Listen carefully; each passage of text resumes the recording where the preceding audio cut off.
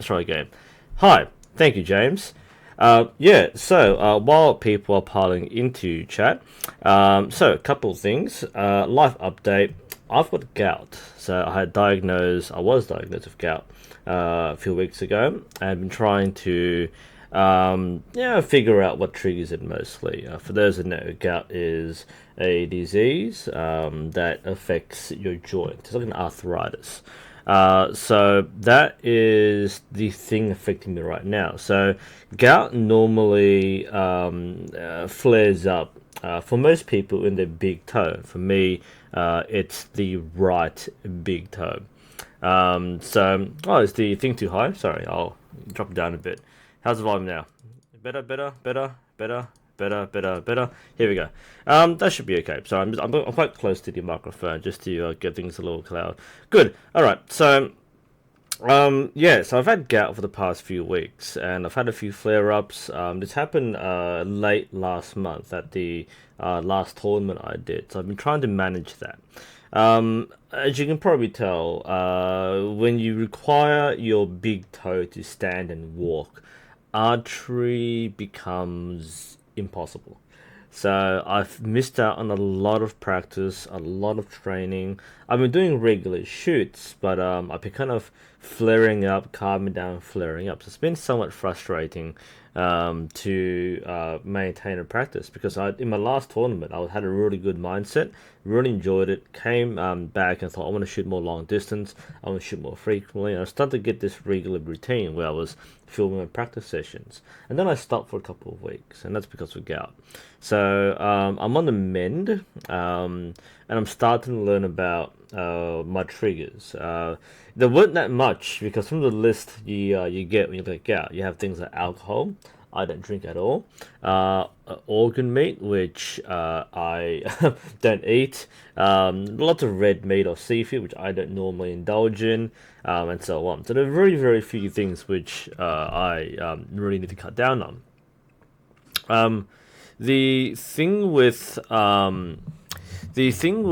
gout is that, well, there are certain things like sodas or soft drinks which can trigger it, and a few other things as well. So that's my situation right now. I'm not sure about the audio, so I haven't mucked around the audio for quite a while.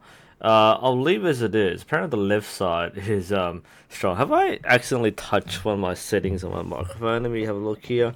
I haven't touched anything, but I'll just try and move over a bit and talk. So we'll see how that goes. It's been a while, so trying to manage the gout a bit. And just in general, trying to get back into archery. As most people know, when you take a few days off, especially for recurve, you really lose that flow.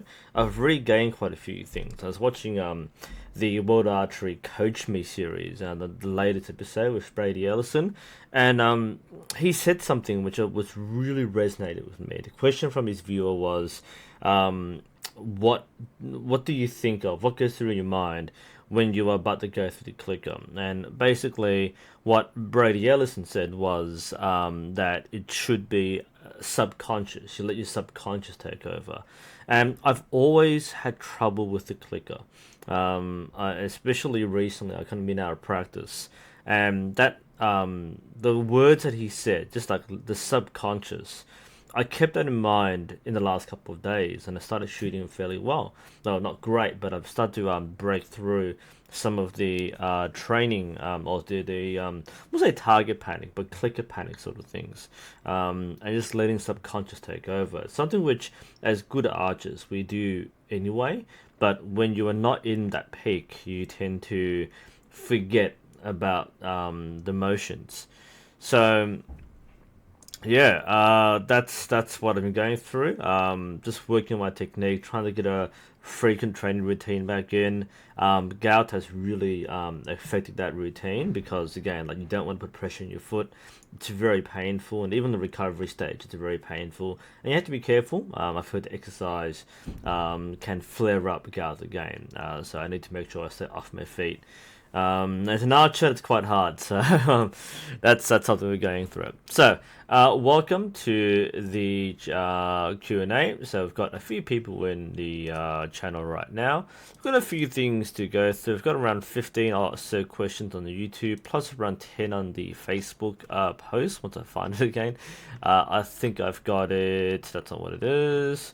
Here it is, got it. Alright, so I've got my Facebook feed here. I've got this here. Things should be working alright. So, for those who are just joining in and haven't really seen this before, this is where we have a live Q&A for archery. I'll take other questions as well, of course, but this is mostly focused on archery. We have the usual crowd in the chat. We've got quite a few people. David Seamos from Bermuda has been following quite a while. James Badger, of course. See quite a few regular names. Sandra, of course, has been around for a long time, and Celtic Wolf has been around for a short while as well. So yeah, sorry for the sound before. I think I was doing some muting for the previous form check live stream, so I did something there, but things are working fine now. So we'll go through some of the prepared questions first. And as we go along, feel free to ask further questions. And at the end, hopefully we get something more to talk about as well. Good morning to Frankie in 1956. Thank you for joining us. So let's go on over. I'll go through the Facebook ones first for no particular reason. So let's go through what people have to say on Facebook. So let's go from... we'll go from oldest and newest, go upwards, so we know when to finish. So, Steve Lazar has a question. I would like to know your opinion on arrow rest for wooden recurves. More specifically, I was recommended a leaf arrow rest after having had issues with the stick-on Hoyt, the super rest, and the more steady hunter rest. My inclination was to shoot off the shelf and refletch my arrows with feathers, but more experienced archers told me to get a leaf rest. I would love to get an overview of rests from your non-Olympic recurves, in other words, for casual amateur shooters who just enjoy shooting target practice. Okay, so the question, and unfortunately I don't really have a lot of bows here to demonstrate rests, but basically what would I recommend for rest on the wooden recurves?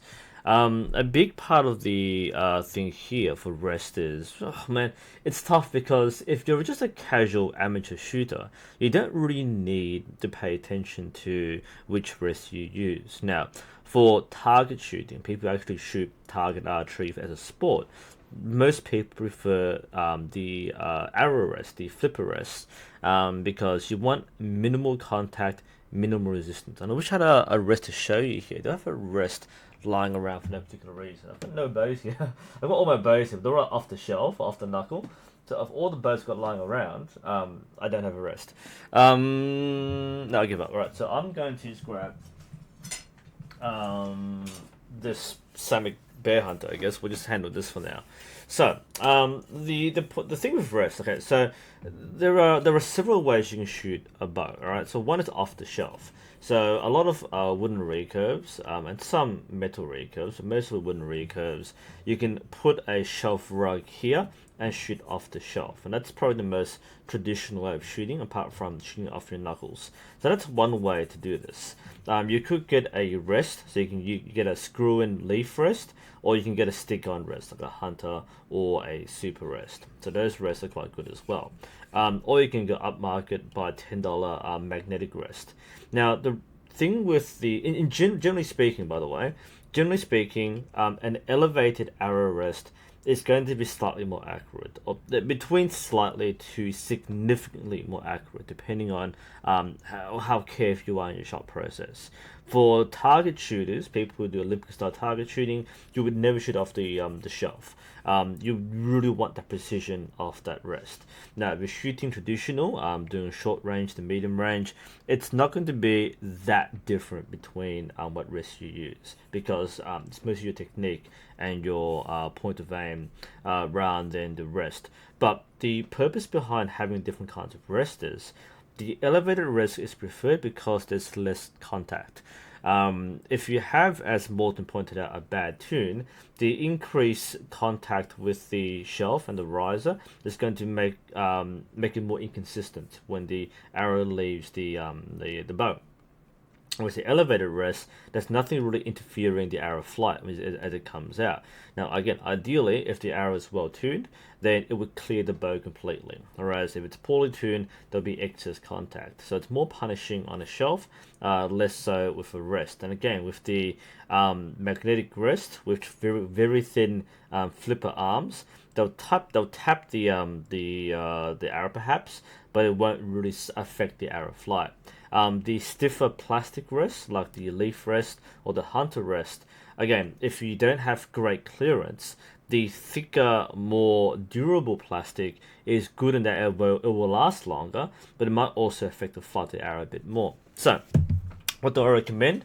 Either one you want. Again, if you want to have an easier time shooting more consistently and accurately, then consider getting the elevated stick-on rest or the leaf rest.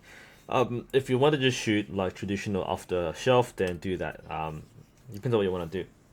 So it's I'd say from an objective point of view, shooting from an elevated rest is a bit more accurate.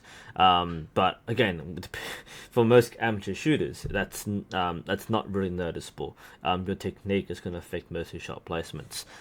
You've seen me shoot traditional with my bow reviews, off the shelf and off the rest. I can place arrows in 10 meters on dots easily. Whereas, if I was trying to be target shooting, I'd probably prefer the elevated rest.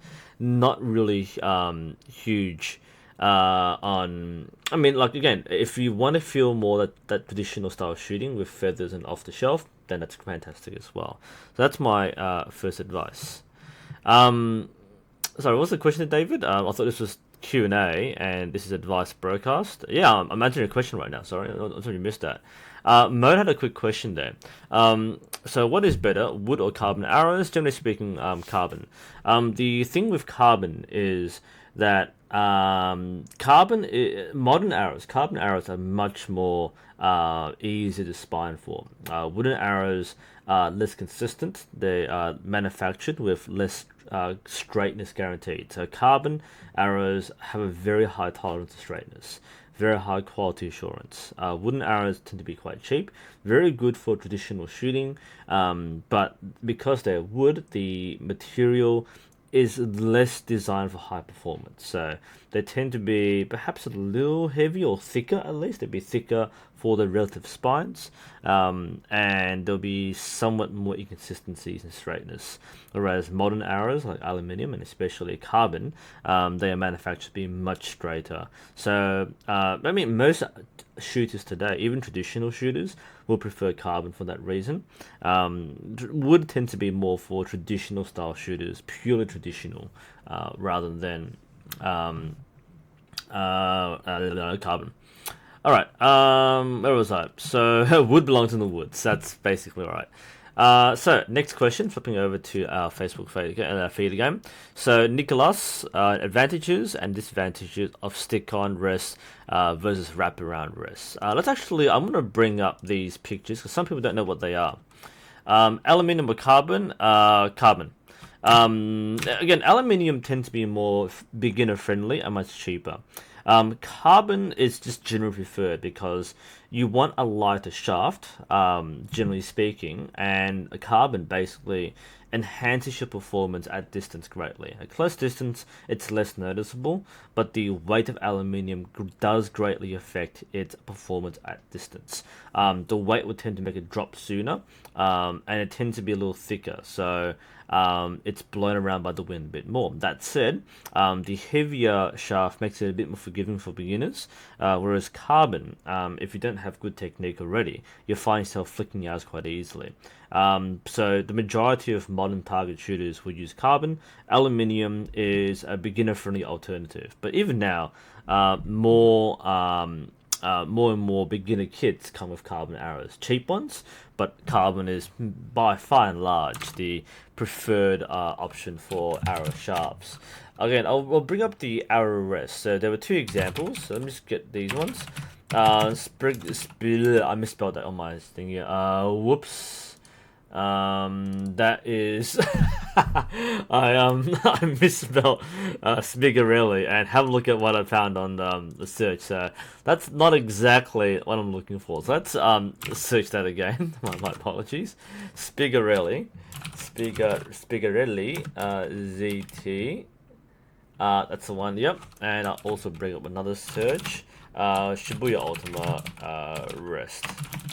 Okay, so I do have these wrists here, but they're packed away, so I don't want to muck around trying to fetch a couple of different bows. So this is what we're talking about here. So what is better, this kind of wrist, like the Shibuya Ultima, or this kind of wrist, the Spigarelli ZT? Now, these are preferred by different archers, actually. This is a hard to explain, but we'll go through it right now. These tend to be a bit more expensive. There's an AAE one, I believe, free flight, and the Spigarelli is very popular as well. And you have this one, which is basically the most common rest used by Olympic shooters today. Like nearly everyone uses this particular rest or something very similar to it. But the Shibuya Ultima has long been a favorite among target shooters. So why do people use this one over this one? Main reason is this one has far less contact with the arrow. Actually, no, I'm exaggerating. It's not far less, it's just less contact. I guess we said before with the previous question, you generally want the least amount of contact with the rest. This one is generally better because there's less contact. Now, this one has a bit more contact, not that much more, but it's a bit stiffer compared to this one, and this can affect the arrow flight because even a slight touch on the vanes on the shaft can cause the arrow to fly inconsistently, not exactly the same as the rest. Now, the reason why this is preferred by some archers is quite simple: bare bow. Bare bow shooters generally like these kind of rests more. Now, you can shoot bare bow with this kind of rest, but the thing with the Spigarellis is that it gives you much more adjustability for bare bow. Because remember, with bare bow shooting, you're not shooting a tuned bow. You're not shooting the bow the way it should be. So you're probably string walking, and therefore you are pulling much lower on the string. It's a much different directional force, and this kind of rest tends to be a lot better for that reason. Whereas with this one, if you string walk with this one, let's say hypothetically on the right side, you are holding the string, and you're holding it like 5 inches lower. It tends to pivot too much on this particular rest. It's a very rough explanation, but from what I've been told by bare bow shooters, and particularly when I shoot at my club, this particular rest is good, excellent for target shooting, for recurve, but for bare bow, I think many bare bows prefer this because it just suits bare bow more. So that's the rough answer to this question. I think anyone in chat who's watching this who can explain this a bit better, yeah, help me out here, because I don't shoot bare bow yet. So I do have a bare bow setup, but I haven't actually shot with it yet. But I've got a similar wrist to this one from Toe Point, so that it's designed for this particular reason here. But yeah, as Kitsu mentioned, by the way, one of the key things with the Shibuya, which is why it's so damn expensive, is it's so easy to adjust. And the big thing here is there's a screw here. You undo the screw, you can move this up or down. You can move the arm inwards and outwards and tighten this necessary, so you have the optimal clearance for your arrow. Most of the cheaper rests have like a simple bar, simple magnet. It's a bit less forgiving if you don't tune it, if you don't configure it properly, or if you tune slightly off. Whereas this one's designed specifically for micro adjustment, and even this little bend here, it's designed to have more clearance for different kinds of veins. So it's very well thought out. This is also very good, but most target archers wouldn't use this. It's most preferred for bare bow shooters. So that's the question there from Nicholas. Okay. Next question comes from Nick. What is your opinion on traditional finger release on compound bows? Have you tried it with bows designed for this method specifically? I've never shot it. Okay, I lied. I have shot compound once. I bet not very few people knew that, right? I actually have shot compound. There's a video which I made. I think it's still on my Facebook page. It's just like an outtake where I have this like junior compound bow, and I shot it with a release aid. So I actually have shot compound once. Had a bit of fun there, but no, I haven't. No, wait, have I? Have I shot compound with fingers? I think I have. Maybe, maybe not. I actually don't remember. But anyway, yeah, as far as I remember, I haven't shot compound with fingers. Maybe I have. Not that it matters too much. But the point being is that, yes, what do I think about finger release on compound? There is a division, compound bare bow, which is a weird thing. So it can be done. Now, should it be done? This is mostly user preference. Now, the thing with the finger release is that it kind of, in my opinion, it kind of defeats the purpose. Sorry, defeats the purpose of compound bows. Compound bows are engineered to be as precise as possible, and the use of a D loop and mechanical release aid are meant to give it the most optimal accuracy without the inconsistency of finger release. So I find it to be a little odd that you want to shoot the most precise machine possible with fingers, which is the most imprecise method available to humans. So it's a strange thing, but people do it. Have I done it with particular bows designed for it? As James mentioned, the Anita bows are supposedly really good due to a longer design, which is true, but I haven't shot an Anita bow yet. I've seen them around, but haven't shot them. They're very uncommon in competition because it basically offers neither the advantages of the recurve or compound, but you shoot in the compound division. So it's more of a gimmick. Some people really like it, but yeah, as Nathan and Morton have pointed out, one of the biggest risks with finger shooting with compound is derailing. If you twist the string or it comes off wrong, especially with narrow grooves in the cams, then it can derail much more easily compared to using mechanical release. So safety is an issue. So some people do it for whatever reason. Bare bow compound is I've seen like one person do it ever. So it's there, but it's not very popular for that reason. Either you go for recurve and be natural, or you go for precision with compound. Compound bare bow is kind of weird. But yeah, there are some cam designs, as Nathan pointed out, that do have deeper grooves, especially for finger shooting. NASP isn't exactly the same thing. The Genesis bows, they're technically compounds, and they're shot with fingers, but they're not exactly real compounds. They are zero let-off compound bows, so you have a consistent 20-pound draw all the way through, therefore it's quite equal among all shooters. But not quite the same, but that's an example, yes. James has pointed out, using mechanical release of a recurve based on dry firing, since the release is so cleanly, I don't think it's too close to dry firing. That's not. People would use release aids for recurves for things like hunting. Uncommon, but it can be done. But the thing with that wouldn't be right. A clean release, as long as you have an arrow, you're imparting the force into the arrow. As long as the arrow isn't too light, I don't think, from what I understand, a clean release with a release aid on a recurve shouldn't be a dry fire, as long as you have a correctly weighed arrow. So because physically speaking, it doesn't matter how clean or botched the release is, the energy is transferred back into the limbs. I know that naturally with fingers there's some kind of inconsistency, so part of the force is dissipated, but it shouldn't be a dry fire if you achieve a clean release. That's a strange analogy.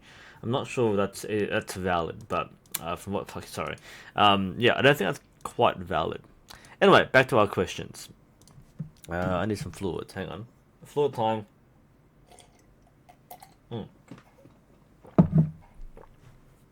Today's RC juice is English breakfast tea.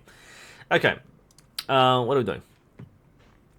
Eleutheropoulos, sorry, mispronounced your name there. Eleutheropoulos, Neoclis. What dampers to use in my stabilizers? Stiff or soft? Does it depend on weights? Okay, I can't recommend stabilizers or dampers. It's a lot of it is like experimental, and most dampers do the same thing. Stiff or soft, they're basically the same thing. They're basically just rubber elements, rubber pads or grenades. You screw onto the end of a stabilizer behind the weight to dampen vibration. Um, if you want to make it completely quiet, it's not possible, and it shouldn't be a goal. Less vibration is good, and it feels very nice in the hand. But yeah, like people, you don't need to pick and stiff for stuff. Just put dampers on, and you might also put dampers on things like your sight. You can find like mini dampeners, the really small ones. They work fine with that as well. Hey, Zip got a Hoyt epic. Holy crap, nice. Is that your reward for shooting a record? Because that's a well-earned reward. Nice, Zip. Very nice. Wow, getting a Hoyt epic. Phew. Man, now going up in the world there. Colin might have a quick question in the chat. Could you bring a crossbow to an archery competition? The answer is generally no. Crossbow is a separate division and a separate competition altogether. So in the main archery competitions, you've got recurve and compound and traditional barebow, longbow, and whatever divisions you use. Crossbow is a completely separate event because crossbows aren't bows. That's actually a fact. This is an opinion. I'm not saying it to sledge crossbows, but crossbows aren't bows. They're different equipment. They have different rules. So it's a different competition. World Archery does have a crossbow division. Very rare to find a club that shoots crossbow because in many countries a crossbow is a restricted weapon. So you need to have the same license and rules as a firearm. So most people don't bother with crossbows. What's the point? So most crossbow users tend to be hunters who have a license to own a gun and so on. Whereas crossbows in competition, they're not that common. So you can't bring a crossbow to a club unless the club itself has permission and the legal certification and paperwork to have crossbows on their field. And from where I live, most clubs don't have that because they don't host crossbows. So no crossbows. If you attend an archery competition, there is no crossbow division, so you can't use a crossbow in archery. As I said before, crossbows are normally reserved as a separate event, separate competition, and often a separate organization. Let's see, Erlen, I'm interested in trying archery, but live in an apartment and don't really have clubs around me. What would you recommend? You need a place to practice. As much as you can practice in an apartment if you do it correctly or have training bands, you really need a place to practice first. So if you can think about getting a place to practice on, as Morton mentioned, asking if you have no someone with property or a field or a farm or something, that's great. If you want to do archery but you have nowhere around you, as much as I don't want to say like don't do it, realistically your options are very hard. It's kind of like if you want to learn martial arts, but there's no school that teaches that particular martial art near you. What do? You can't really learn by yourself. It's really hard to self-teach, especially when you need someone to guide you like that. So I would look for the nearest place and try it out. But if you want to actually take it up as an activity, you really need space. That's kind of what I'm recommending when I'm stuck at the moment.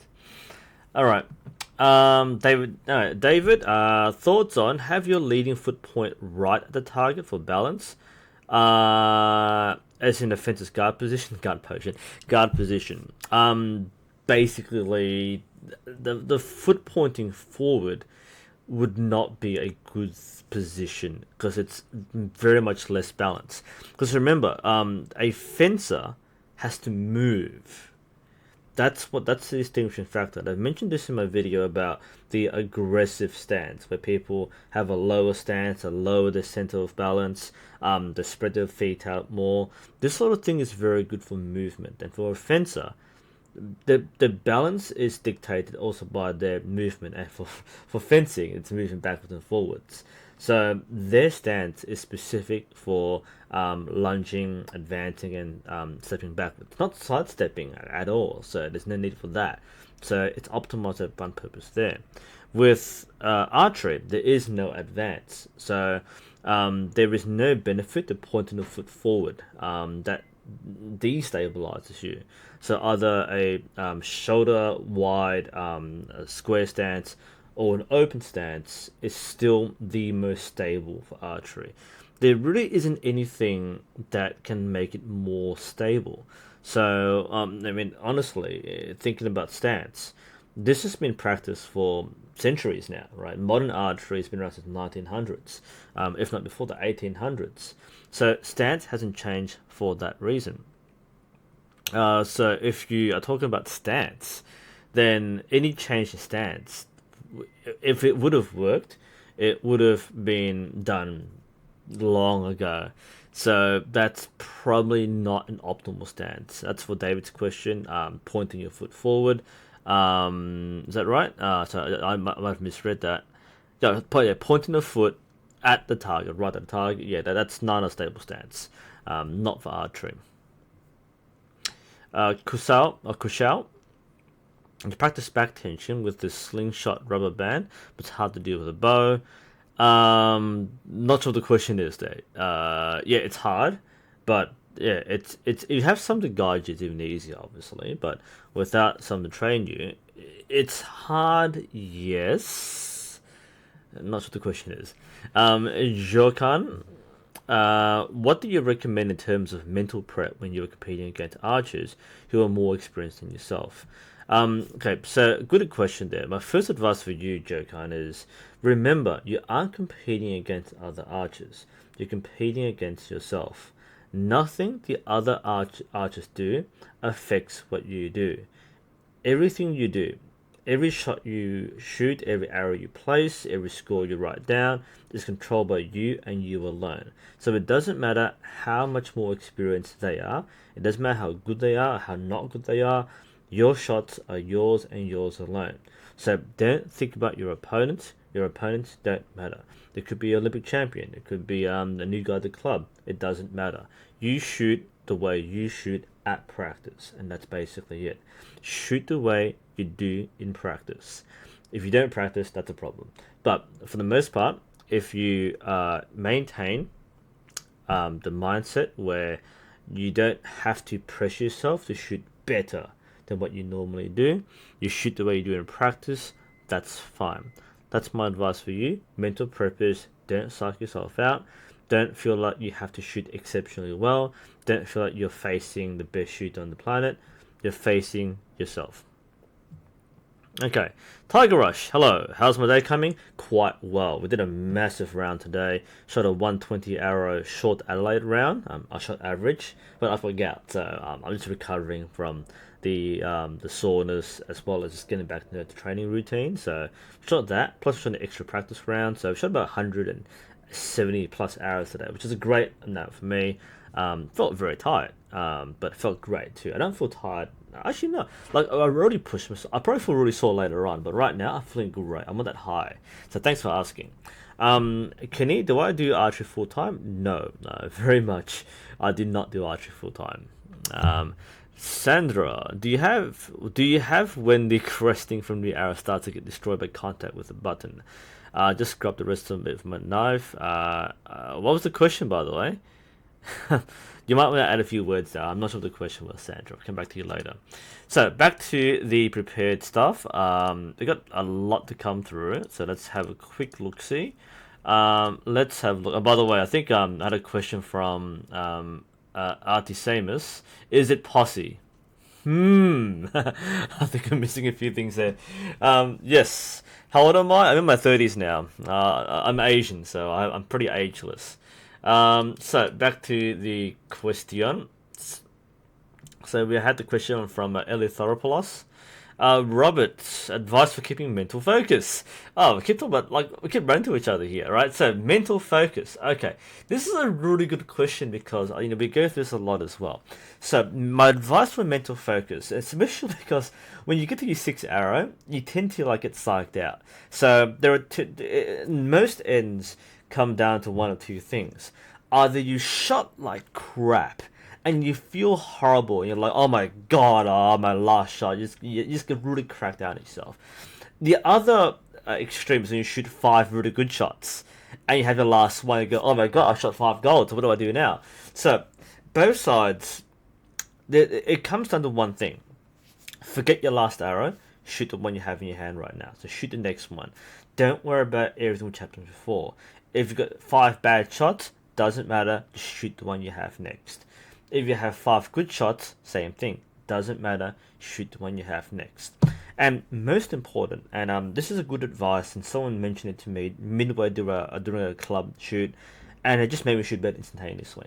And the thing that was told to me was, shoot the arrow, not the score. And I think that's just great advice.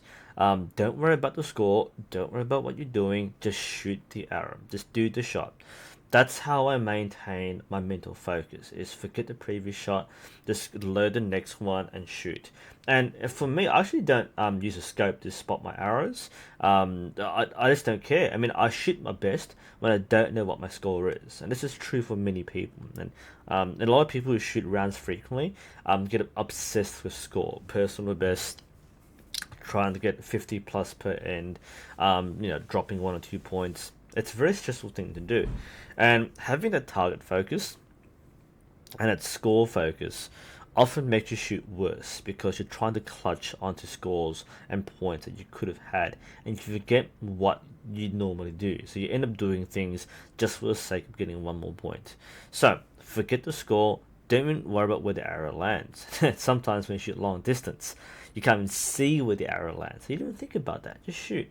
Let go of the expectation of the shot and just shoot what's in front of you. That's what I recommend for focus. Just do it and forget about scores. Forget about the next shot. Just do the shot.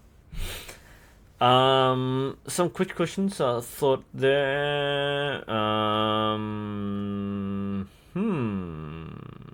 Sorry, Dennis. It was very helpful. I was wondering if it's possible to progress this way. I'm more interested in maintaining mental and physical consistency. That's what the question was. Sorry. Just like the archery. Is it possible to progress this way? I'm not sure we're talking about just watching my videos.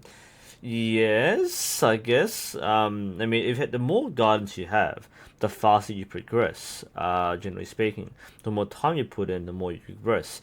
Can you become a good archer just by watching me? I'm not that good.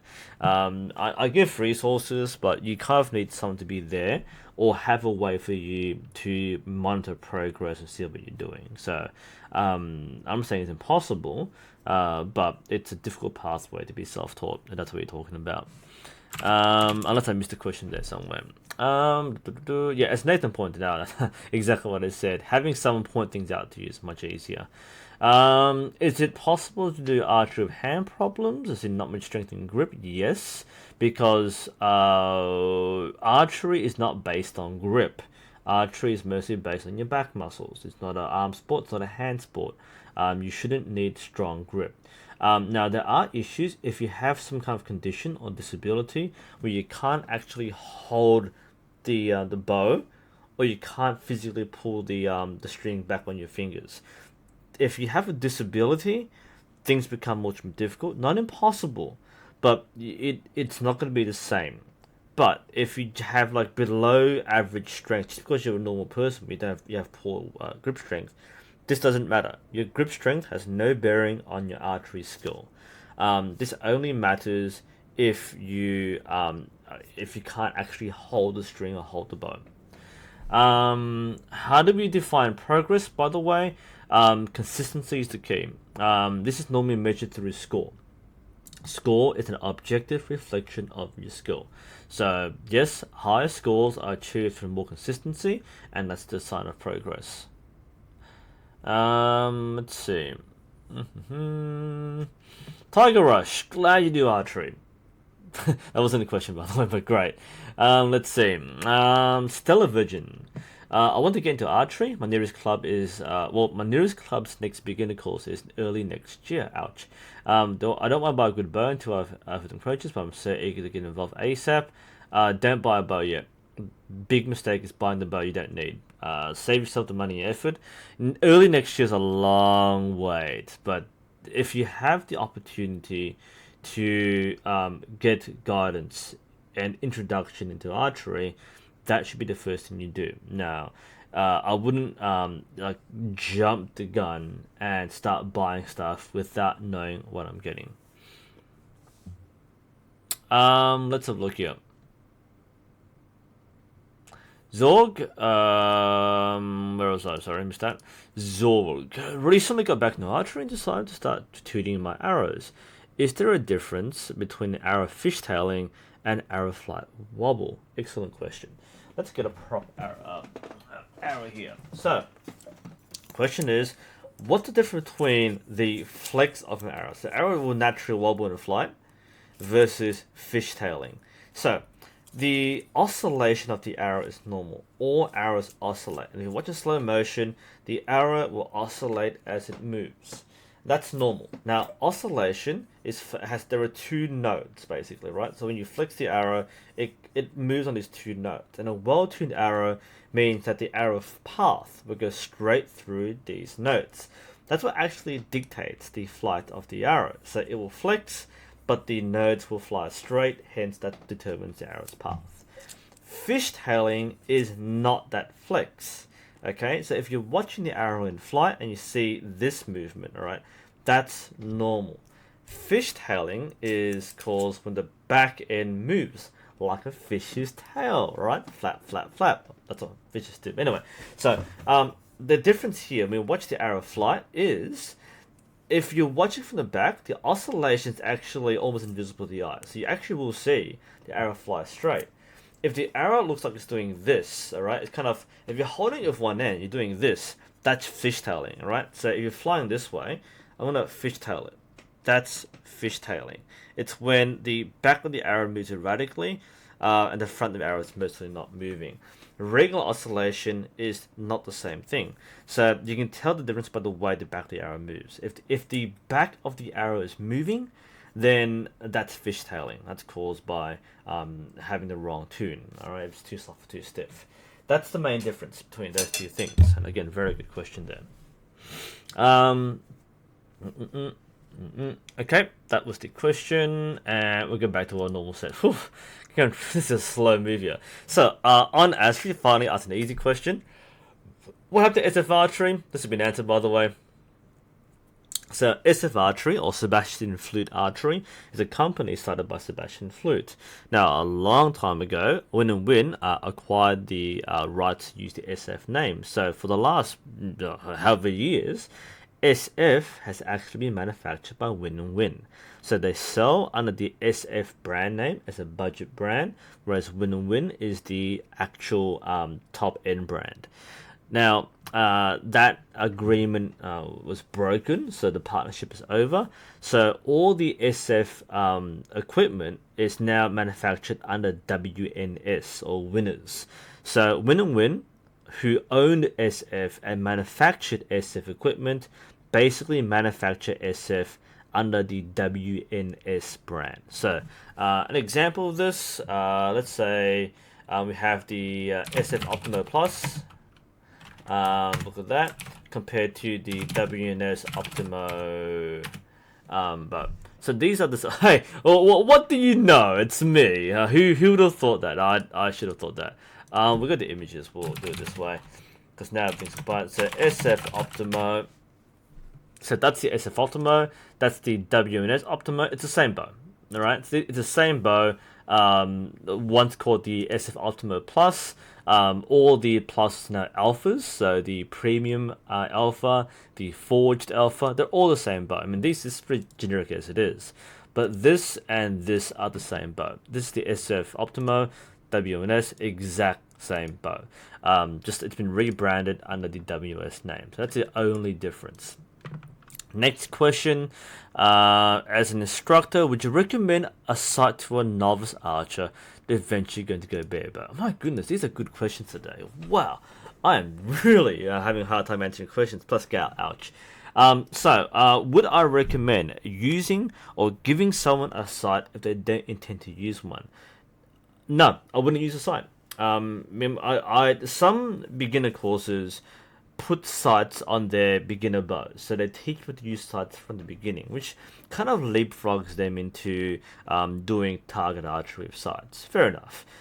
Most clubs will just give you just the bare bow because it's easy to teach fundamentals without a sight. Now, for someone who doesn't plan to use sights, then there's no point to learn how to use sight. It doesn't make you a better archer. Now, the sight can sometimes isolate problems, and therefore you can focus on what makes a good shot process. But for the most part, it's not a problem at all if you never use sights. So, no, I wouldn't recommend giving someone a sight if they don't plan to use one. Now, if it's part of the course, then sure, might as well learn to use it. But if it's someone who's just picking it up and you're wondering, well, should I even try to use a sight? You gain nothing from using a sight. All right, next one. Bing. Kim, advice on choosing what vanes and fletching to use. This is a little vague just because there are so many things to talk about for fletchings. So the things to consider are what material, and that's normally feathers or vanes.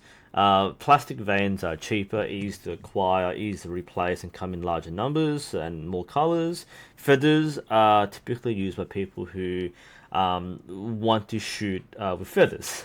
Mostly traditional, off the shelf or off the knuckle, because you can't shoot vanes off the shelf because they're too stiff. Feathers are very good for traditional shooting. Also, people in short distance tend to shoot with feathers. Main reason is size of vanes is also important. Feathers are normally larger. Larger vanes are better at short distance because they correct flight sooner. But they have more drag, so at long distance they tend to be less efficient. Whereas in long distance, you want smaller vanes because you have in long distance you have more time to correct flight, and there's less drag. So that's generally desirable both ways. So yeah, that's the general recommendation as it is right now. Rich, what are some benchmark scores for Olympic style recurve shooters to track their progress? What does it mean to do what? The best way to think about progress is if you're shooting at a club, then the club or the national organization should have a list of I guess rankings depending on what system you use. So it might be first, second, third class, master bowman, very similar to belt gradings in martial arts. So if you get a certain score for a particular round, you get a rating which equates to a rank or a classification. So that just depends on your system in your country. So there is no one system. I know the Australian system. I don't know other systems. In terms of objective levels, and this is the second part of the question, the Olympic qualifying score. So the minimum qualifying score, MQS, for the Olympic Games is approximately 830 to 840, depending on your country. So that is a maximum score.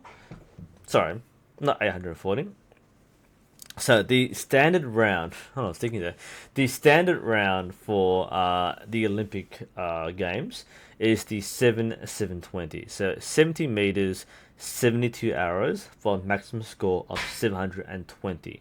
So the minimum qualifying score is around 640. If you get around 640, then you meet the requirement to be selected for the national team for the Olympic Games. And the world record is around 700. It's most likely around like 690. It's a exceptional score. World record's about 700. So about 640 is a good score to get you the national team. That's 640 out of 720 at 70 meters. That's objectively what a top level archer can do. And if you are like the best of the best, like the Koreans, then a 640 is like the minimum score you would possibly get. That's a bad day. I'm being serious, by the way. That's a bad day for Korean. This is also, by the way, a point which I'll make in future videos. We're talking about traditional archery. When people talk about traditional archery and think about how accurate they are, this is beyond what traditional archers can achieve. So, when comparing modern archery and saying it's too easy to do that, pick up a modern bow with sights and stabilizer and all the cheat things that you don't like, and try to shoot 640 out of 720 at 70 meters. You probably won't. And likewise, get a traditional bow with no sights and no aids and try to shoot the same score. You won't. So it is exceptional to achieve this level. That's the top end. So if you use 70 meters as the benchmark, then I'd say an average shooter should probably get around 600. No, that's stupid. About 500. About 500, 550. The 500s would be the average shooter. So if you are shooting 72 arrows at 70 meters and you hit like an average of 5, then you should expect to get, obviously half of 720 is 360, right? So you can, if you get above 300, 400, you're above your average. So 500, about 500 to 550 is average to good. And above 550 is going to be very good, and above 700 is going to be excellent. That's the general pattern there. James had everything there. So at my club, we generally score ourselves once every couple of weeks. So I keep the progress. Yep, that's true there. Good scores for Barebow. Yeah, Morton makes a point there. If you look at the IANSO, which is the International Scoring Database, not every country uses this. Barebow tends to be much lower than recurve, but at close distances, the scores are much closer. Okay, it only starts to really disperse or spread out past 50 meters. Sorry, that's just there. I'm talking about Barebow at a different time, but Barebow tend to be a bit lower compared to recurve, but depends on your distance you shoot. If you're shooting past 50 meters, you should basically be like very close to a recurve. Past that, it's a little different. Okay, other questions or like memes? Yeah. I mean, good ones, yes. Bad ones, no. Kate, is it better to have Barebow weights go in the middle stabilizer, bushing, or the lower ones? This is actually completely personal preference. You go with what feels better for you. There is no rule or no guideline over this. So Barebow distribution or Barebow weight distribution is entirely what you prefer. Now, many people prefer putting one of these weights in the middle stabilizer bushing because it's probably where it has the most effect. Some people put in the lower one. Some people put a bit of both. Like I said, it's personal preference. Just by virtue, the fact that you can screw on, like in the middle bushing, probably has the most effect because that's where your hand is, and you probably feel it the most. It doesn't really upset the balance of the bow. Compared to putting it lower down, you might make it a bit too bottom heavy. But depends on which weight to use and how heavy they are. So it's all personal preference there. But according to me, your average, which is what, 500? Yeah, that's about average, isn't it? Right? So 500 is, I mean, like it's 720. Look, like I said, like 640 will get you like that's the minimum qualifying score. 500 is average to good. What's my point? I think my best is like 450, 470 or something. I completely forgot now. I used to be like 300 something. I used to be like really bad, like 370. Then now it's like 450 or something. That's still pretty bad. So an average might be around 500, honestly. So yeah, sounds about right actually. All right, next. No videos yet. Proper grip for compound. I'm the wrong person to ask. Compounds normally have much narrower grip, so compounds tend to shoot more like this. All right, very narrow grip, so they tend to have even a much looser grip for minimum torque. With the longbow and recurve, longbow and recurve tend to have more contact. Where's my riser here? So longbow and recurve tend to have much more the sort of grip here. You still don't like put your fingers on the riser, but it's the bow is designed to be a more easy to use when you grip it like this. You don't have the same grip for compound, because like even with compound, the slightest movement in your wrist will have much more effect on the arrow. So they tend to have a much higher grip, and they tend to do more of this sort of stuff here. But I'm no expert on that, so don't ask me. But there are differences between bare bow and compound grips, or recurve and compound grips. Yeah, as Byron said, like if you want to go above, like 500 is fairly average. So if you lob arrows at the target and you don't miss, you probably get higher than 5 average, which means your score will be around 450 to 500. That's just by lobbing arrows consistently at 70 meters. If you want to actually get above 500, yeah, you've got to actually try hard. That is very different. Last question from the Facebook site, from Jimmy. What contributes to vertical and horizontal inconsistencies? I think you posted the same question on Reddit, by the way. I can't remember which thing it was. There is a very useful chart which there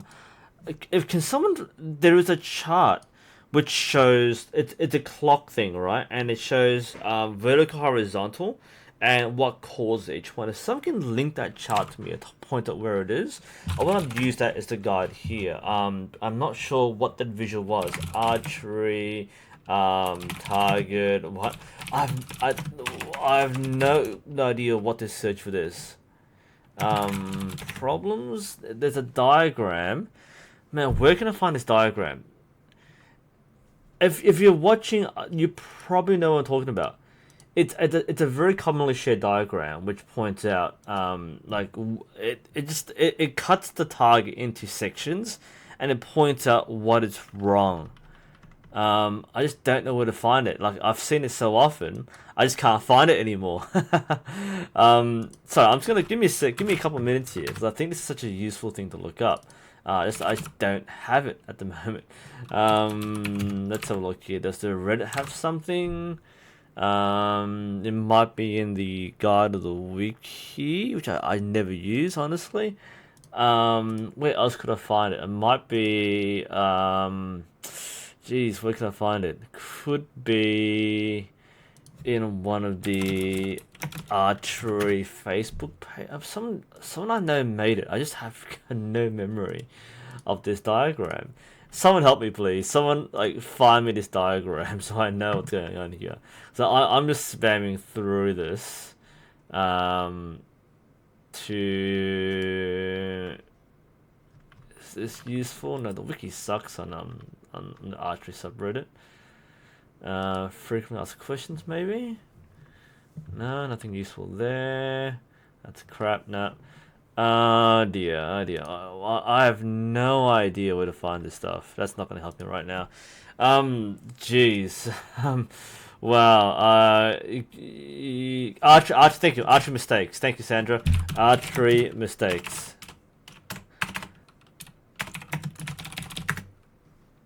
And what's the other search I had to do? Archery mistakes on target. Target diagram. Okay. I should save this somewhere. Yes, this is the one. Gotcha. Thank you. Bing. That's the one I wanted. Okay. So that's a question for you, Jimmy. This is an awesome diagram to look at. Where's this from, by the way? Pinterest. Great. This is what you need to know. Okay. So this assumes, well, actually, it's mostly right hand, but same sort of difference here. Okay, this is a different version, which I believe is the same sort of thing here. So this looks at different problems. Okay, do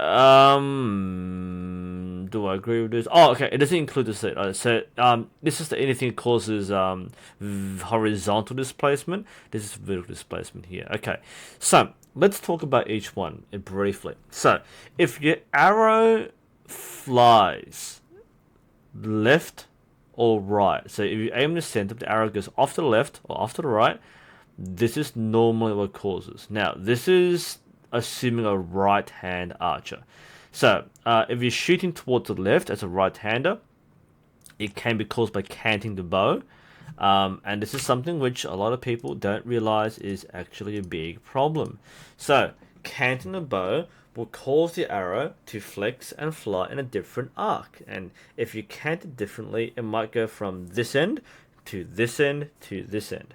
So, canting is a big problem, and even 1 degree can throw your arrow off. That's one thing.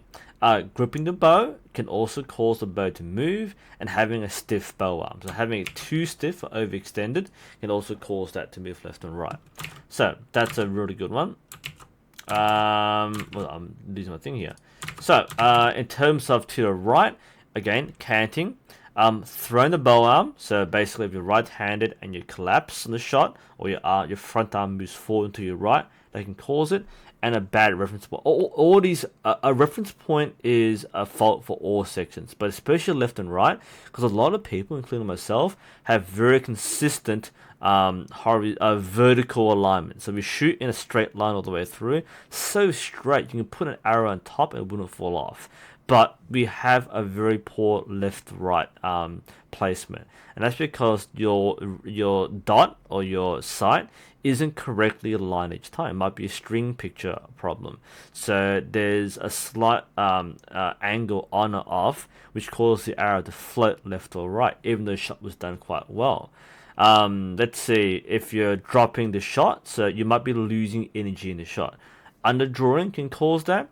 A dead loose, so it doesn't come off cleanly off the fingers. So the string snags in the fingers and comes and doesn't come straight. Basically, if you have a poor draw and you don't release the same energy, that can be a problem as well. Going down lower, dropping bow arm, high reference point. So if you're aiming. If your facial anchor is too high or higher than normal, you tend to shoot lower, and having an elbow too high, also the same thing as well. This is draw force line. It's a little different, so we won't talk about too much right now. Basically, it's mostly elevation or your positioning of your elbow in relation to your arrow. So you need to watch the consistency of that one.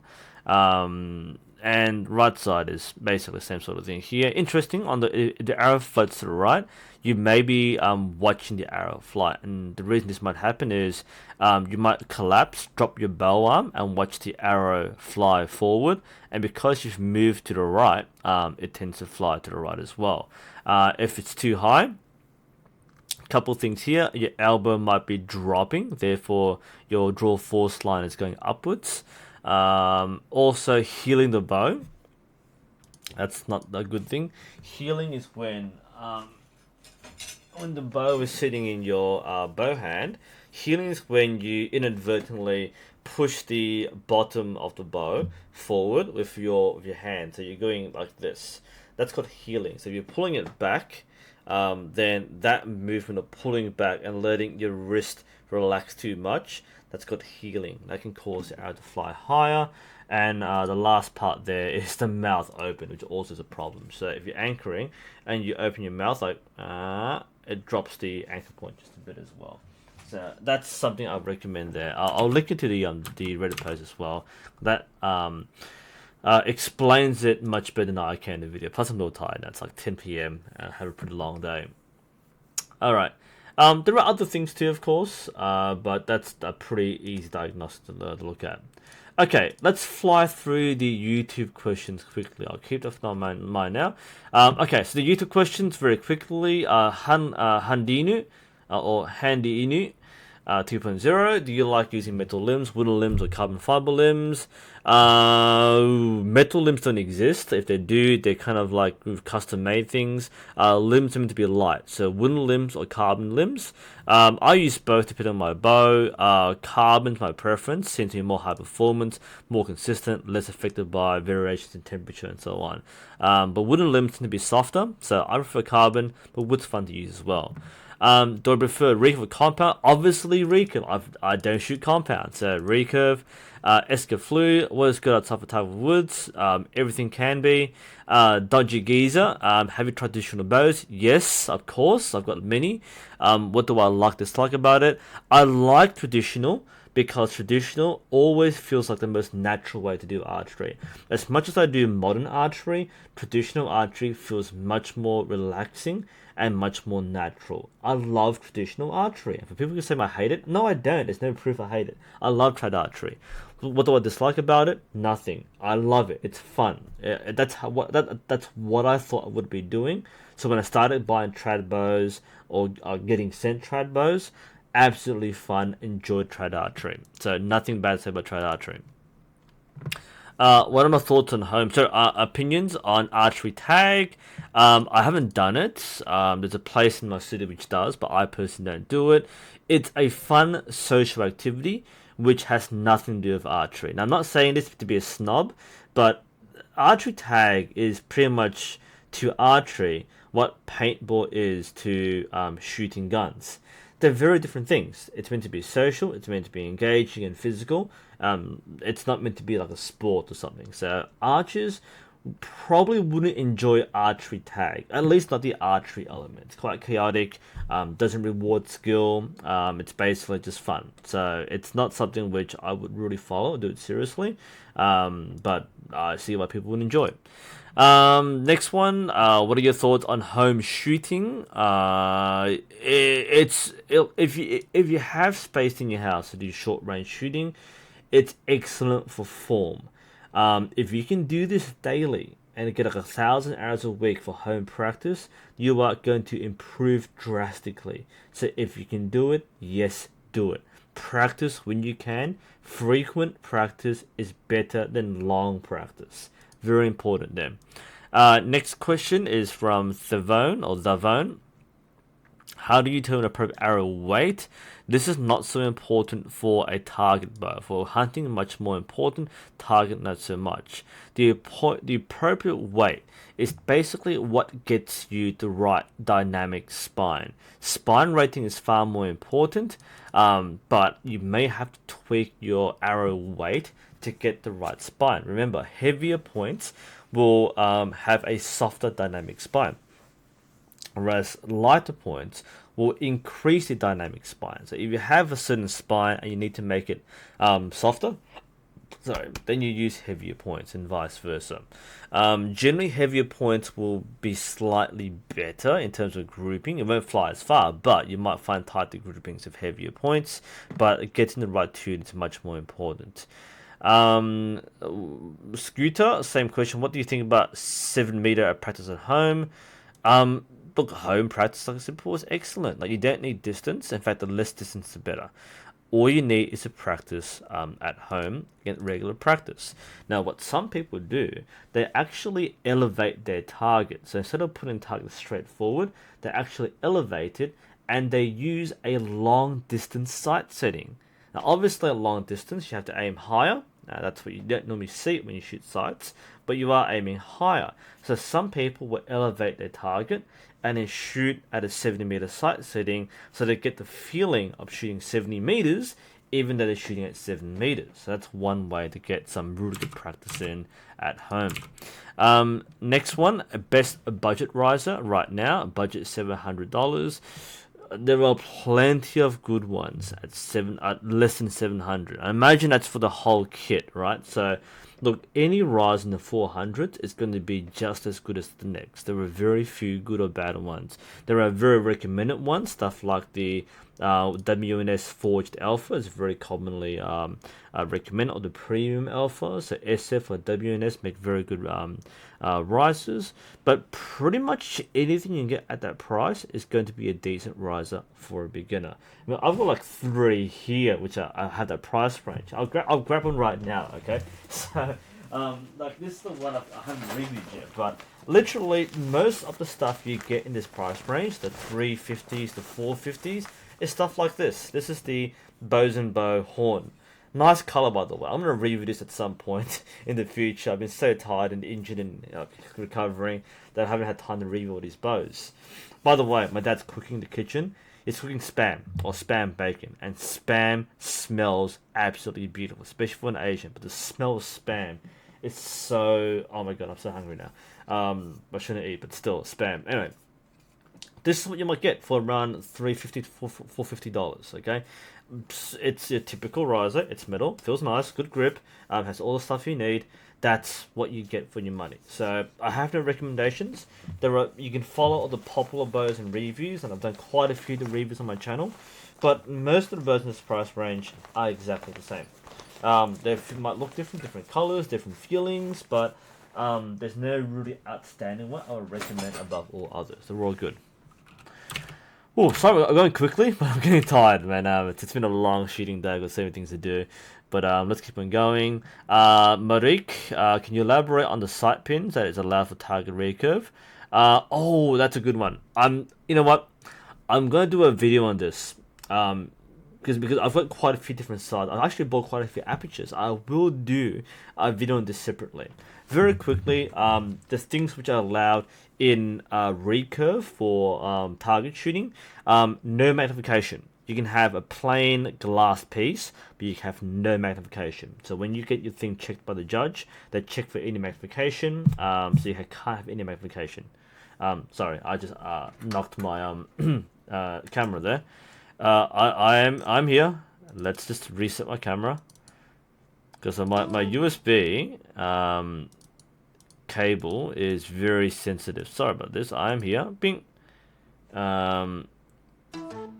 Let's just try this again. Activate. I'm in. Okay. So no, I'm here. Yeah. Sorry. My USB port is kind of playing up, and I'm here. I'm actually here. All right, let me figure this out a bit. Well, I must have overused the USB port because if I touch the USB cable, it doesn't really want to work for me here. Hello, I'm here. Anyway, while I'm doing this, keep asking questions. I'm going to figure my camera out very shortly. Work, please. Work, please. Alright. Anyway, while I'm figuring that out, back to our questions. Yeah, I'm going to do a video on the apertures very shortly. I'm going to explain this while fixing my camera, so don't mind me. So, like I said, you can't use magnification. So, no, it's a podcast. Yeah, like there's no magnification allowed. But there are also a few. Oh, wait, I'm here. Hey, where did I come from? That was scary. What is like huge screen pop up here? All right, so the couple of things. So no magnification. You are allowed whatever size you want. Okay, you can have small apertures, which I don't have wanted to show you. Unfortunately, I can't find my Shibuya one. The one that came in my Optima, very good metal iron sight, but I can't find it anywhere. It's probably somewhere on my messy desk. So I bought a cartel one, a square one, and a round one, and they're pretty cheap, like $20. So I bought a couple of those from SF Archery just for fun. But I've got quite a few to compare. So the options which people normally go for are very large aperture ones, like the Titan Scope or the Shrewd Flex, and Deca make a few of these. So very large metallic apertures, or they use the very small apertures. The main difference is what you see on target. Some people are very good at aligning a circle around the gold or using the bright fiber or dot in the middle. Okay, give a really cheesy example. I've got a straw here. Okay, so imagine, all right, the sight picture. That's a very large ring with the fiber. This is the worst sight ever. Okay, but some people are very good at either using the aperture, a very large aperture, or the very small fiber to aim with. Others prefer a much smaller aperture. You can't do it, like a much smaller aperture with a very bright dot. So that's the difference. It depends on what people prefer with their what they see on target. Now, I'm actually in the process of changing my aperture. I've been using large aperture sights, the Titan Scope and the Shoot Flex, for around 4 years. The things that I've actually shot really well with the small aperture, and I've never gone back to it. So I'm in a phase now where I've realized the large aperture, which costs more, isn't actually helping me as much as I thought it would. It's not my style. Many Korean archers don't use large apertures, they use small apertures. Many Western shooters, Americans, use large apertures. So it actually depends on what you prefer. Both are equally good, and I'll do a video on this in more detail in the future once my new sites come. All right. Next question. Sorry about that, guys. By the way, next question. Let's see. Vapor. What do you think will happen if you came to full draw and release the bow on the string? The bow will come back and smack you in the face. There are videos of this happening with compound shooters. Check out my Don't Be This Guy 2 video. There's a link to that one. The bow will smack you in the face. I know what happened. That's what happens. There's no need to think about that. This is the question from the Facebook page. So SF Archery was owned by Win and Win. It's been for a long time. So the brand hasn't disappeared. Basically, Win and Win no longer own the right to use the SF name. They keep all of their products, but they've been rebranded as WNS. So all the SF Archery products are now called WNS. All the models have the same names. So the Premium, the Axiom, and the Forged Rises, for example, are still around, but they call it WNS. WNS Axiom Alpha, the WNS Axiom, Premium Alpha, and the WNS Forged Alpha. And all the other bows are the same, accessories are the same. Uspark Talk. I'm learning bare bow. So what kind of arrows do I want for all round shooting for close distance, and what kind for long distances? And what kind of fletching range do I want, big or small? Depends on how many sets of arrows you want to buy. Serious shooters have different sets of arrows for different purposes. Most people tend to prefer like one kind of arrow. So basically, get an arrow that you can tune, that you can afford. Now you can shoot like X10s or ACEs. Beautiful. You can shoot cheaper arrows. This is the really broad question. Basically, just start with a standard set of arrows, which are tuned for your bow, and then work from there. The rest you don't really think about. Alias sent, have you considered getting a laminated as Asiatic bow? Okay, the answer is kind of no. As much as I love trad bows, no, I actually haven't thought of buying a laminated bow. Would I like to have one? Yes. But the things that I don't really shoot Asiatic. I have some horse bows, and I love practicing with them, but I don't spend enough time with Asiatic bows to justify spending a lot of money on a laminated bow. I'm actually more than happy with the fiberglass bows, the good ones, because fiberglass is a good material. It's quite durable, and I can be bad at maintaining my bows, and they'll shoot just fine. So I wouldn't mind stuff like the Kia Firefox, for example, or the Windfighter. Those are great bows just to muck around with. But I mean, it would have been nice to have one, sure. But I don't shoot traditional enough or Asiatic styles enough to really justify buying a luxury item like a proper handmade laminated bow. So it's a nice thing to own, but not for me. I'm not that. It's collect maybe. To use, I don't think I would. Unless I seriously do Asiatic, I probably wouldn't get a laminated bow. So wish list luxury item. I can afford one. I can buy one, but I don't want to buy what I'm not going to use. That's even I find it to be kind of insulting or disrespectful to the bow and its maker if I buy something I'm not going to use. I mean, I barely use the my current bows as it is, let alone buying a new laminated bow. Sorry, quick questions. Let me finish the YouTube questions, then we go on to chat. So, last question there from Peter. As a baby gap shooter, should I be drawing with my arrow about level or towards the point of aim? Ecotina seems all the shooters being up at the waist, point the bow and then draw. I don't really have an opinion on this one here. Whatever works for you. Right, the many recurve shooters, okay, they bend up at the waist, point their bow, then draw. Yeah, whatever you find easier to get in the anchor point and get your reference. Different people do it differently. That's my best response. Okay, so that's the formal questions done. Whew. Wow, I'm tired. Sorry guys, I've had a very long shooting day. I've been shooting since like 11 in the morning. And we did, oh man, it's like 5 hours of shooting. Whoa, no wonder I'm tired.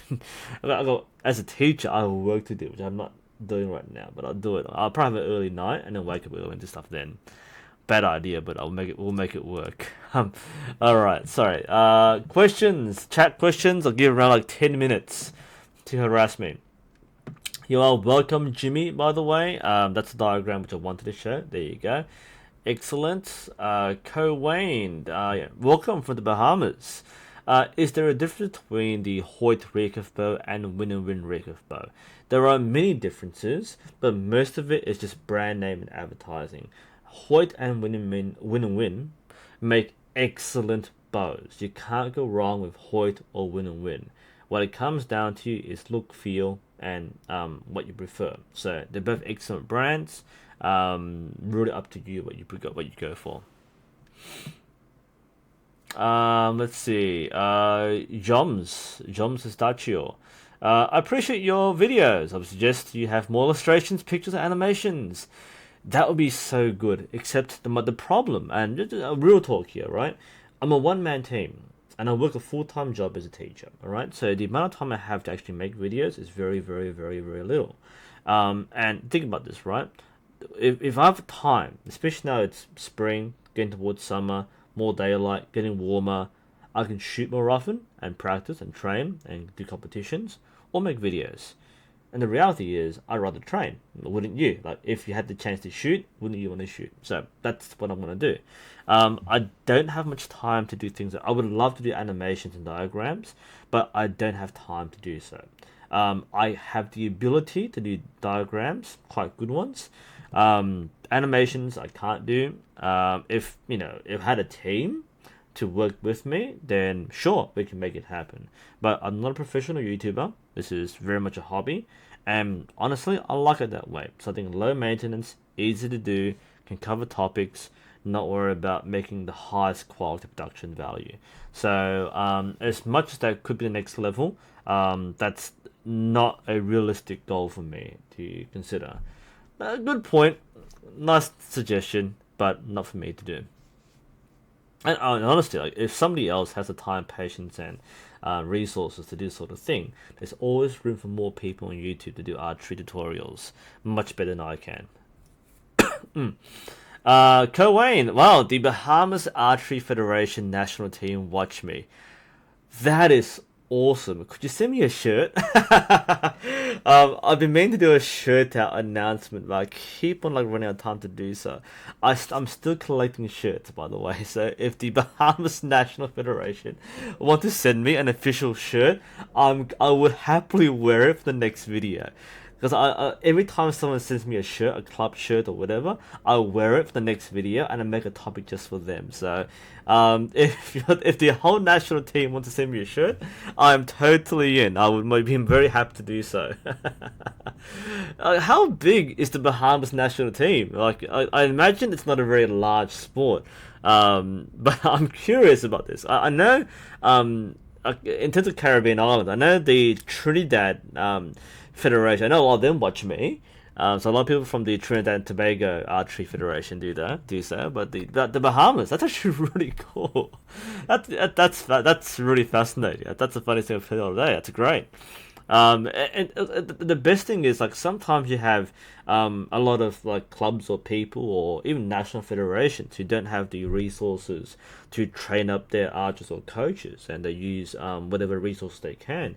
And that's the big purpose behind making these videos.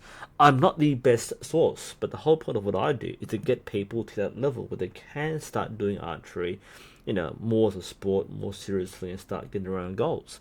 One of my favorite experiences is going to tournaments and meeting people who started archery because of me. And my last tournament at Moorabbin was exactly that.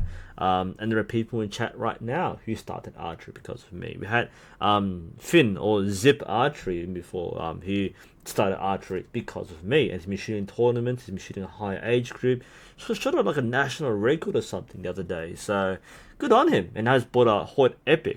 Lucky kid.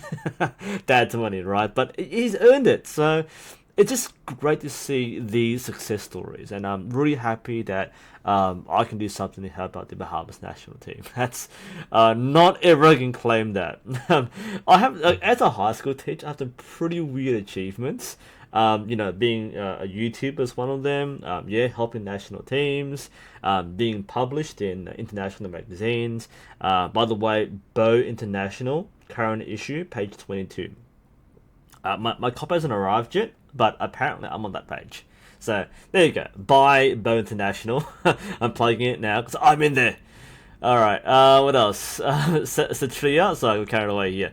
Satria, what is effective distance if I use 26 pounds beginner bow like Cartel Series Edge, and does material the string affect the shooting range? Okay, so this is a good question. So firstly, yes, the string material can affect range. The reason why is some string materials stretch more than others. Some are lighter, some are faster. So high performance materials like Dyneema, or brand names like 80. What's my what brand do I use again? I haven't made strings for a long time. Yeah, that one. Yeah, 81. What's that? 8125G. That's what I use. Sorry, I blanked out there. Yeah. So brand names like 8125, or just general materials like Dyneema, Spectra, for example. They tend to be faster and less stretchy, but you also need a good bow that can handle it. Otherwise, it might stress the limbs and crack. So the beginner bows tend to be quite inefficient. A 26-pound beginner bow like the Series Edge should reach probably 50 meters, 26 pound. Now, look, you can shoot a 30 pound bow up to 70 meters. Now, with a beginner bow with a slow string and bad arrows, 70 meters is really pushing it. Okay, but with a 26 pound bow, you should be able to reach 50 meters. But that's a very long, high arc here. Okay, beyond 50 meters, a 26 pound will struggle, but it can be done. Let's see. SWQY Swiggy. Excellent content transitioning from barebow to Olympic archery, and have bought the SF Forge Plus. Any tips or details that stand out in your mind? Transitioning from barebow to recurve. I guess my first tip is that don't assume it's going to be easier. I actually have one of my fellow shooters, Thorin. He's a barebow specialist. He decided to have fun by putting a sight on his bow and shoot recurve. He shoots okay actually, but his first few sessions shooting with sights, he shot worse than his bare bow. And he's shooting compound right now, and he's shooting worse than his bare bow, which is amazing because compounds is automatic shooting devices, right? Yeah, don't assume it'll be easier, especially if you're shooting with a clicker. So the sight itself is basically a reference point. Once you get used to the sight picture and string alignment, then you should be okay. The clicker is what will punish you. If you thought you were shooting okay with bare bow, shooting with a clicker is going to murder your shoulders. But yeah, like get into the swing of it. You will find yourself a much better shooter if you practice with the clicker and sight. If you choose to go back to bare bow, you'll keep that experience and that control and discipline. But yeah, that's yeah. Good luck with that. Really, it's a lot of fun. Fatwal, I inadvertently answered your question. What draw weight is usually used for 70 meters? You can use, yeah, like as compound one to be already said, about mid 30s will be fine. I shoot about 32 pounds on the fingers with my current bow. That's the I'm sorry, I'm getting tired here. My current bow, which is the NUSensei bow, the green one. That is the I use 32 pound Uka Eva limbs, EX1 Eva 2 limbs. Yeah, about 32 the 36 pounds, 32 in the fingers, and they shoot 70 meters just fine actually. I probably can't go past 70 meters. I can shoot 90, but I have to reverse the sight or something, so I can't do it properly. But yeah, you can shoot 70 meters with carbon arrows with 30 pounds. And most people use 40 pound because it's much flatter to shoot and less affected by wind. But mid 30s is good enough for 70 meters. Is there anything that can help us in archery? Meditation is something which is very good. If you are going to, like, it's generally speaking, anything which helps your mental game is really important. So meditation is something a lot of people don't do. I don't do it, but it's something which it helps you focus, especially if you're the sort of person who gets very stressed out in this shot process in archery. That can help immensely. So yes, but it depends on whether you do it or you don't. If you don't force yourself to do meditation to be better at archery. But if it helps you, then you do it. Let's see. Oh yeah, sorry, Coane. Bahamas, 5 years. That's interesting. I mean, like, in terms of for Jom Estachio's point, like, I'm not looking to expand my channel. It's still a hobby. I do what I do. If I have more time to do things, sure, but I'll be honest. The moment something else comes in my life, whether it's work or travel or family or relationships, I'd probably turn down the channel. I've done what I can. I've built up a large bank, and I'll still do things. And in the foreseeable future, I have nothing happening, so I'll keep doing things anyway. But priorities are there, and I don't want to take it seriously. Now, should things change and I make YouTube more of a part-time or full-time thing, yeah, things will be different. I'll put more time into making stuff better, but that's not my goal right now. But that's cool. Let's see. Fazar has a question here. So you've been archery for 5 months. You practice every day. Is that a good thing? Yes, that's fine. Can resting make me less good? No, resting is good. Now, if you shoot regularly, if you shoot every day, that's fine as long as you don't injure yourself. If you feel yourself being fatigued and your muscles aren't recovering, take a break, take it easy. But for the most part, you should be okay. Unless you are seriously straining yourself, shooting every day or practicing every day is a good thing. The thing with breaks is that if you have very long breaks, you lose not just your conditioning, but you also lose your flow and your rhythm. So you might lose your process, and it's hard to maintain things. But regular practice will generally alleviate that. Long breaks, like if you take like weeks off, then that's a bad thing. A few days off, it's okay. So balance it out. The main thing is mostly lifestyle rather than overtraining. And Johnny, you mentioned Lars a few times in the stream here. What's Lars doing? Say it lasts two new. Are these what I've seen already, or are these things which you're talking about otherwise? I'll do a quick search here. What's he doing? Um, did he like just post, or is this like the last 2 weeks? Nothing's new. All right. So I talk about what I've already covered. So he's covered the Robin Hood movie, and he's shared a video of Taron Egan training. Right. Is that what you're talking about? So I've done a video covering these videos already in the last 2 days. So not new to me. But yeah, that's cool. Jumps, how should I know if I have to add weights to my stabilizers? You don't know, you feel. So if you feel that your bow is a bit too light and you want to bring the weight up to balance it more, then that's what you would do. If you feel that the weight is too heavy and you want a lighter bow, then remove the weights. That's what I recommend. There's no correct formula. So again, you need to experiment to find the right balance, literally in this case. That's my advice there. Let's see. Hey, Big Little. Thank you for the content from Canada. Of course, you are welcome. Mikkel, greetings from Malaysia. I still watch old videos for refreshers. I don't. Man, like for anyone who makes videos, like your first few videos always suck, and you always cringe at the production quality or the editing or the sound. Like, I can't watch my old videos. I always feel tempted to remake old videos, but it's already done, and the content's still very good. So I don't want to go back. I want to move forward, not go backwards. But I don't watch my videos. Let's see.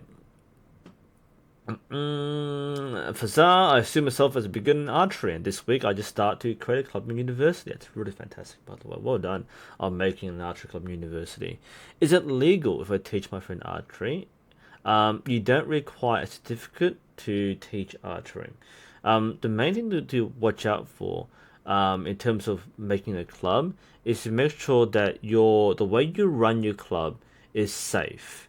That means you have the right procedures to set up the range correctly, and you set using a basketball court. So make sure that you have the right setup so that people are safe. The venue is also protected properly. Also, this is very important, more important than certification, because you don't need a certificate to teach somebody. Now, if you are acting as a coach, and the university expects some kind of formal qualification, then you may need to have a coaching certificate from your national archery organization. But if that's not required, that's okay. But the main thing here is you may need to look at insurance policies. That's insurance for the people who participate in the sport and what happens to the actual basketball court or the venue in university. So you don't need a certificate to train people, but you may need to check what you need to run your club safely according to the university. Okay, Rasmus, how do you get rid of letting shot go too fast? I'm going to make a video on this actually very soon. Target panic is a thing. How do you get rid of it? The short answer is don't shoot at targets. Okay, that might sound a little silly, but shoot at a blank target and don't worry about where the shots land. Seriously, one of the things I miss most about my old target at the club is that there were no target. I just always came out and shot at blank targets. I would shoot at blank targets for weeks at a time. Now, our current targets are mobile targets that have a bright yellow center, and you're obviously aiming for it, no matter how hard you try not to. I might consider next time just putting a blank face, just a white square or something, and not shooting at any spot. Remove the visual distraction from your process. Often, target panic is triggered when you visually think you've reached the point of release. You look at the target, bang, you let go. So that's one cause of target panic. Same thing with the feeling of the draw in your hand. It feels, oh, let go. So blank barrel shooting or blind barrel shooting is very effective. Remove the target, eliminate things which are causing you to let go, and just shoot at blank targets. You'd be very surprised how effective that would be. All right, last few questions. Yeah, James had a point there. You could count to your head. 10 seconds is a little hard. I find counting, to me personally, counting distracts me. I don't like doing it. To me, it's mostly like, don't think about the target. Ideally, shoot with a blank target. That will help a lot of problems. If you're shooting at a target because you have to, then just pretend it's not there. Like, seriously, just pretend target isn't there. Just shoot. Lined up, shoot. You'll find it'll be really, really good. Dominic, getting a new English longbow, £52. What equipment do you recommend? Not a whole lot.